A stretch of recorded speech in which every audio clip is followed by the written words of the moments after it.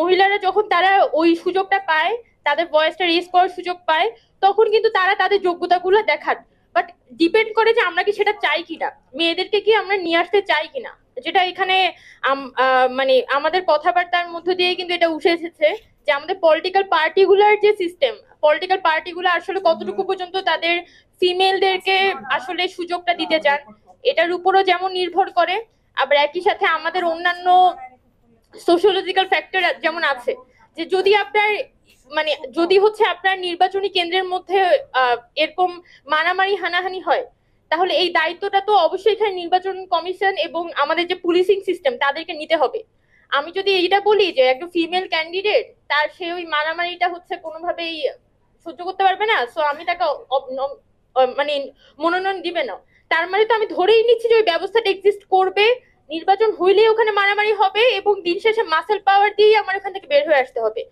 So আমার তো অন্যান্য ফ্যাক্টর গুলোকে চেঞ্জ করার কথা তো আমি এখানে ভাবছি না, আমি ভাবছি সবগুলো ফ্যাক্টর এখানে স্ট্যাগনেন্ট আছে এবং শুধুমাত্র ফিমেল ফ্যাক্টরটাকে আমি প্রত্যেকটা ফ্যাক্টরের আদলে আমি কতটুকু মডিফাই করতে পারি সেটা দেখবো। তো এভাবে চিন্তা করে তো আসলে হবে না, কারণ আমি যখন কথা বলছি আমাদের এখানে 11টা সংস্কার কমিশন হয়েছে, যখন আমরা সংস্কারের কথা বলছি আমরা প্রত্যেকটা সংস্কার কমিশনের আদলেই বলছি যে এখানে প্রত্যেকটা জায়গাতেই কিন্তু প্রপার সংস্কারের দরকার আছে। সেই জায়গা থেকেই কিন্তু ফিমেলদের আসলে কতটুকু রিপ্রেজেন্টেশন হবে সেটা কিন্তু প্রত্যেকটা সংস্কারের মানে পার্সপেক্টিভেই কিন্তু সেটা তৈরি হবে।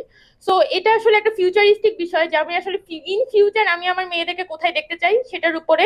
এবং আমি অবশ্যই মনে করি যে এখানে যদি মেয়েদেরকে ইন্ডিপেন্ডেন্টলি এখানে কম্পিট করার অধিকারটা দেওয়া হয়, যে ওয়েল আমার এগেনস্টে হয়তো আমার নির্বাচনী এলাকায় একটা আসন থাকবে, যে আসনে আমার এগেনস্টে অন্যান্য ফিমেল ক্যান্ডিডেটরা থাকবে এবং আমি অ্যাটলিস্ট তার এগেনস্টে কম্পিট করতে পারবো। হয়তো আমার ওরকম টাকা পয়সাটা থাকবে না, বাট আমি আমার যোগ্যতা দিয়ে বা আমি হয়তো গ্রাউন্ড লেভেলে ফিল্ড ওয়ার্ক করে কিছু পরিমাণে কাজ ওখানে গড়ে তুলতে পারবো এবং ওখানে নির্বাচনে কম্পিট করতে পারবো। যদি ওই অধিকারটা দেয়া হয় এবং আমার মানে অ্যাজ এ ক্যান্ডিডেট আমার আসলে কতটুকু পর্যন্ত জনসমর্থন আছে সাধারণ জনগণের মধ্যে, সেটা যদি আমি হচ্ছে দলের কাছে এবং মানে সকলের কাছে সংসদে যদি আমি প্রুভ করতে পারি, তাহলে কিন্তু সংসদে সেটা একটা আমার একটা ভিত্তি হিসেবে কাজ করে। আর যদি এখানে জাস্ট সংরক্ষিত আসনে যেটা এতদিন পর্যন্ত হয়েছে যে রিজার্ভেশনের মাধ্যমে জাস্ট একজনকে পিক এন্ড চুজ করে হচ্ছে তাকে সংসদে পাঠিয়ে দেওয়া হয়, তখন দেখা যায় ওই মানুষগুলোর মধ্যে ওই কালেকটিভ কনসাসনেসও কাজ করে না যে আমি ওখানে ফিমেলদেরকে রিপ্রেজেন্ট করতে যাচ্ছি। সো দ্য মেইন জিনিস হচ্ছে আমার প্রথমে এই যে যে ফর্মেই আসলে ইলেকশন হোক, 20% যাচ্ছে নাকি 10% যাচ্ছে নাকি 25% যাচ্ছে, তার থেকেও বড় কথা যে আমার যে পার্সেন্টেজে যাক না কেন বা আমার আসন যতটা মানে এক্সট্রা আসন থাকুক না কেন, আমার এখানে ইলেকশনটা হতে হবে যাতে ফিমেলরা এম্পাওয়ার্ড ফিল করে এবং তারা যাতে জনগণের সাথে কানেক্টেড হওয়ার সুযোগটা পায়। So the first thing is আমাদের ইলেকশনটা হইতে হবে এবং এবং আদার যা যা আছে এখানে এখানে আসলে অনেকগুলো সংস্কার কমিশনে অনেকগুলো প্রস্তাবনা আছে। আপনি যদি নির্বাচন ব্যবস্থা সংস্কার কমিশনে যান, আপনি যদি সংবিধান সংস্কার কমিশনে যান বা নারী সংস্কার কমিশনে যান, প্রত্যেকটা সংস্কার কমিশনের যে প্রস্তাবনা প্রত্যেকটার কিন্তু ডিবেটেবল এবং প্রত্যেকটা কিন্তু অনেক বেশি ডিফারেন্সেস আছে।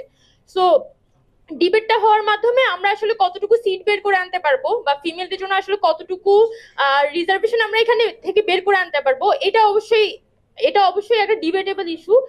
বাট যাই হোক না কেন এটা আমরা এই রিপ্রেজেন্টেশনটা অবশ্যই ভোটিং এর মাধ্যমে চাই, এটা যাতে আমরা সকলের মধ্যে একটা কনসেনসাসে আসতে পারি, তাহলে আমাদের জন্য ভবিষ্যতের মেয়েদের রিপ্রেজেন্টেশনের জন্য এই জার্নিটা আরো বেশি সুখকর হবে বলে মনে করি। এটাই আর কি। ধন্যবাদ সবাইকে।